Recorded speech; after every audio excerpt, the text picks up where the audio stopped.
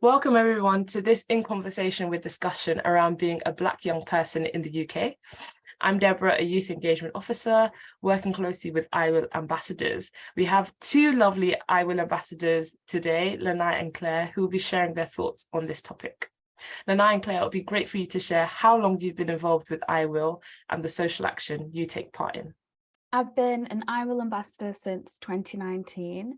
My social action surrounds, a bunch of things. A lot of it is about identity and culture, and education and mental health. I think my social action always surrounds what young people care about in that moment, in that time, what's most relevant to us and to the future of our generation.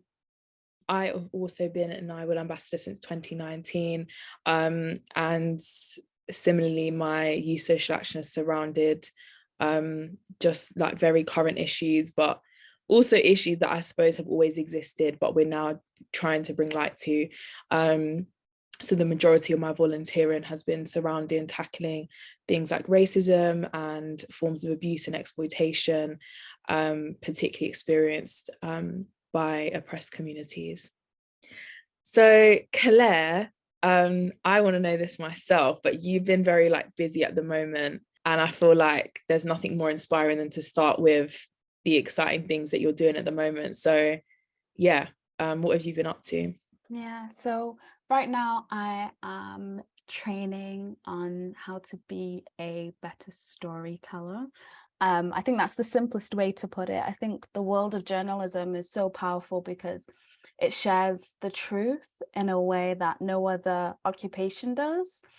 Journalism is trusted, and actually through this medium we can communicate our stories so much more fluently and reach a bigger audience. There's so many times that I meet incredible young people who have incredible stories, and you think you're so incredibly inspiring. If I had all the money in the world, I would fund your cause.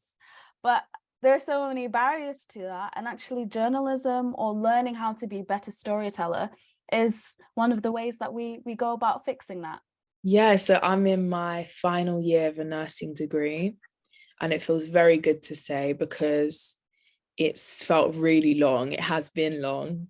I still have quite long left to go, so I mustn't get too excited.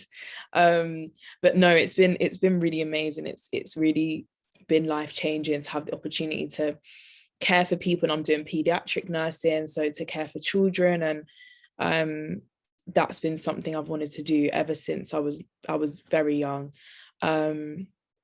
So it's just been great, and it is a lot of pressure and a lot of work, and I think there's a lot of issues with it and with the NHS, which I'm sure everybody knows, but I'm really hoping to make a change to the NHS, not only by working within it, but also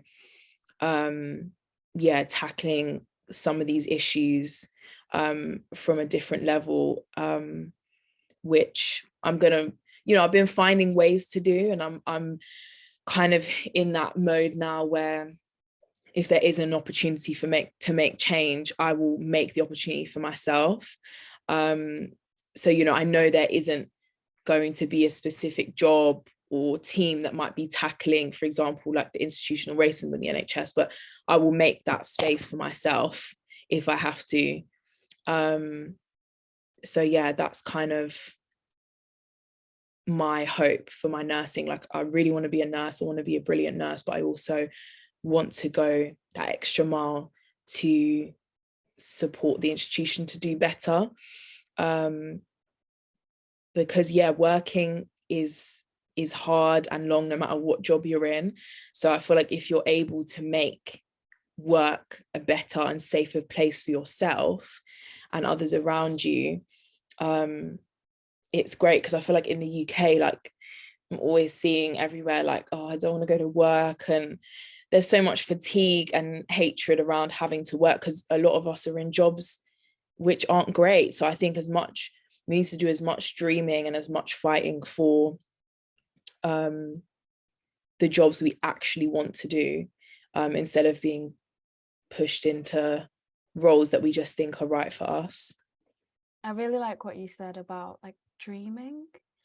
I think sometimes complacency is the worst thing. I think it can be such a killer of joy and a killer of imagination, and like what you said about the institutions that we're a part of, whether that be a school or a workplace. Like if you had to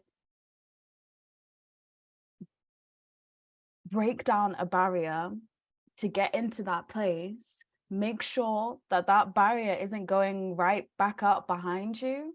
And I think that, yeah, I really resonate with what you're saying, Lanai. Yeah, and I just think, you know, these institutions aren't built to take care of us, especially within the Black community. A lot of workplaces are not going to look after you, and you have to do that for yourself. And oftentimes we are giving our all to these jobs when actually sometimes we have to hold a little back for ourselves. You know, especially even with idea sharing and giving our all. I think it's always good to have those other dreams. You know, what if I could take the idea and do something independently or with another group? Because realistically, we have to work to survive, and sometimes we have to be in these jobs which we don't want to be in. But sometimes if we remind ourselves that this is temporary and these people are not going to care for me as much as they should, it can help us to keep going and feel like, okay, you know, I'm not going to regret giving my all and working so hard for not enough back. Yeah, I think it's a shame that some people have to make that compromise, because if you're investing in your education to work somewhere, if you're investing your time to work somewhere, you'd hope that you would be able to put your all into it, and not at the detriment of yourself. I think sometimes we don't protect our peace enough, and just keep on giving, and no one has taught us enough about getting back, and an expectation to receive as well. And I think it shows in statistics as well, you know, whether that's reports about Black people in the workplace, whether that's about the behavior in schools.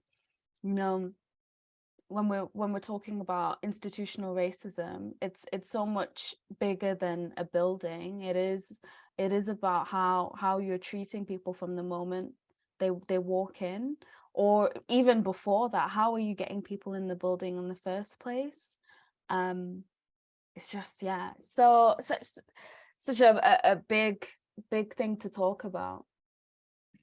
and I feel like a lot of it is around setting boundaries for yourself and what you're willing to do. And I feel like now and again that comes with privilege, because you can't set certain boundaries if you need to be surviving. So I kind of say everything with understanding that it's really not that easy, but I think we can start to set small boundaries from the get-go, and work our way up with actually understanding what is my limit, how much actually can I give and work without completely running myself into the ground, because there's always going to be another job, there's always going to be more work out there for you, and there's going to be a space in a job that is deserving of you and the other way around. So I think yeah, I don't really know where I was going with that, but no, it's more just about boundaries. Like even now realizing you know, with volunteering, there's some things that I'm going to start to need to think about if I have the time to do and all of this, because it's adulting, isn't it, as well? But yeah, I think things need to benefit you back equally. And as you said, like protecting your peace. You said something really important about like privilege, you know, privilege to be able to invest in spaces, that you have the time to do so, that you have the freedom to be in these spaces and actively change and improve them. That's one thing that I've really been aware of in the last couple of years, because when you're constantly talking about like improving things, it can be hard to see how much things have grown. But like the fact that we're able to have these conversations, that we're on the ground trying to improve these things, it really is a privilege. Yeah, I think for me, I hope that there's a culture shift within the Black community, that, you know, this hustle culture and feeling like you need to be on the grind, that you have to keep on sacrificing yourself in order to be in certain spaces, it's not sustainable. And I think that was the point that you getting to in the space of volunteering. I think sometimes young people feel the pressure to just keep on giving and aren't receiving much back. And I think retention is so important. If an organization is investing in young people, why are you not seeing them after a year? And it's something that I've really been happy to see in the last, even just in the last couple of months, the conversations that I'm having with different organizations about, hey, let's pay your young people, you know, if they're doing a job, like pay them to do the job. There's an opportunity here, you know. And it doesn't just go for young people or for Black people or for young and Black people. It branches into something bigger than that. And when we're talking about sustainability in these spaces, it's like how can we get a loop going that you're giving into your community is giving back into you, and I think that's something that a lot of people are still trying to figure out. But I think it's so important to share learning as we're doing that. I've had the privilege of working with the Co-op Foundation, who really have been trying things out and sharing what goes wrong, what goes well, and making sure that other people know and inviting them to learn about it, other organizations to take notes from them. And I think we need to see more of that, investing in research, investing in learning, and then also sharing that learning too. Yeah, I agree. And I think through sharing, instead of gatekeeping, it allows us to enjoy a bit more of a softer life. And that's really what it's about. Like, I'm really not trying to struggle more than I have to. There's already enough struggles in the world. There's a damn cost of living crisis. You know, I need to survive and I want to enjoy my life. And I will always make space for enjoyment and for my peace and my joy. And sometimes we made to feel guilty about it, never feel guilty about it. Because as I said previously, people don't care as much as you think they might. And we really have to tell ourselves that it's not selfish.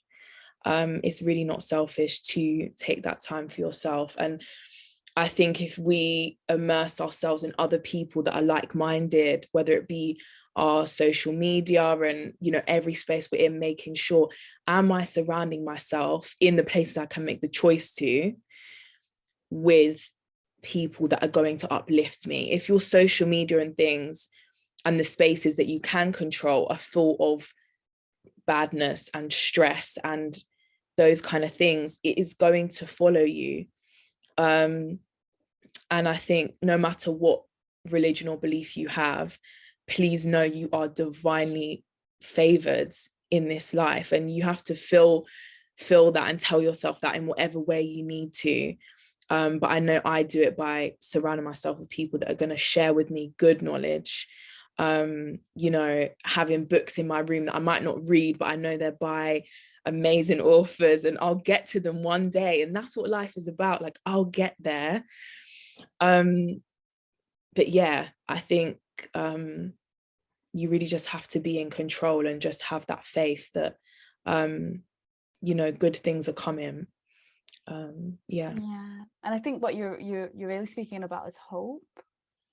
Hope is so incredibly powerful. I was talking to one of my colleagues about it today, and yeah, hope is what keeps people going. Hope for a brighter future.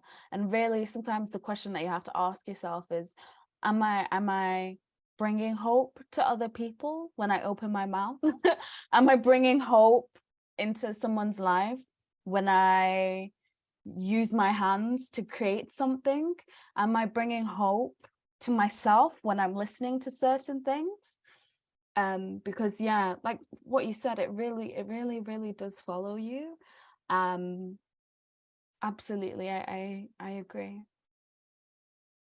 I think I have a question for you both, because it sounds like, yeah, I really like how the conversation has meandered. What are you guys hopeful of? Like, what are you hopeful about for the rest of the year? Hopeful about in your professional life, personal life? It'd be great to hear, like, yeah, how hopeful are you in general, and what are you hopeful for in the next few months and years to come? I would say that like hope is what's powering me these days, you know. I'm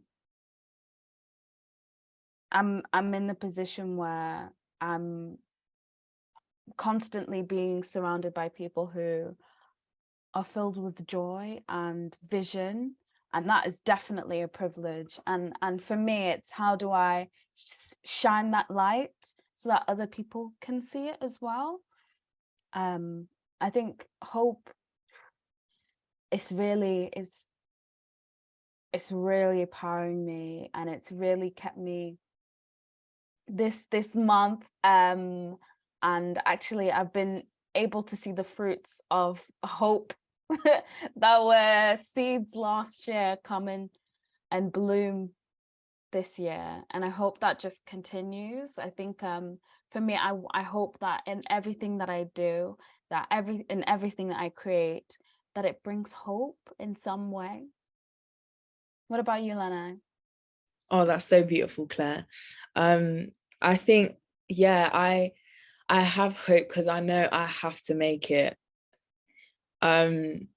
Like I just am, because I have to be able to give back to the people that have got me to this point. And that's more than enough hope for me, because, you know, none of us are, I don't know, there's that phrase, I don't know if it's the greatest phrase, but that like no person is an island. You know, we're all connected in some way. And as you say, like I have to have hope so I can give that to other people. And yeah, I hope that everyone at some point in their lives feels that hope, even when the world gets real heavy. As I say, you just, one day you're going to feel that actually I am here for a reason and I have something to give, because everyone has something to give. And as you say, that might just be a feeling. And, you know, my grandmother says, it's a bit morbid, but that's just the way it is. But she says that you're born naked and you'll go that way as well. And what she means by that is you can't take anything with you, and you didn't bring anything with you but the feelings that you'll experience and your experiences in general. And that's what really matters, and the feeling of hope really matters. Any kind of final reflections, things you want to leave people with? I've really enjoyed the discussion today. I think you've both been brilliant, but yeah, if there's anything else you want to leave us with, please do. I think the advice that I would give to others is that make sure whatever you're doing is filling you with hope.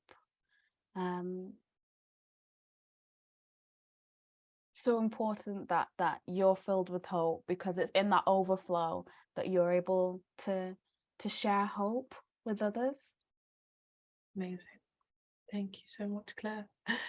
I think, yeah, we've come to the end of today's discussion, and I really want to thank Lanai and Claire for sharing, your thoughts. It's been really insightful. I've thoroughly enjoyed it. I'm sure everybody else has as well. And I would also like to thank you for joining us. If you've enjoyed this discussion or you found something kind of insightful, please do share this video with someone, share it on your social channels, and remember to follow iwill at the iwill movement on Twitter and Instagram, and tag iwill movement as well. Thank you so much and have a lovely day. Bye.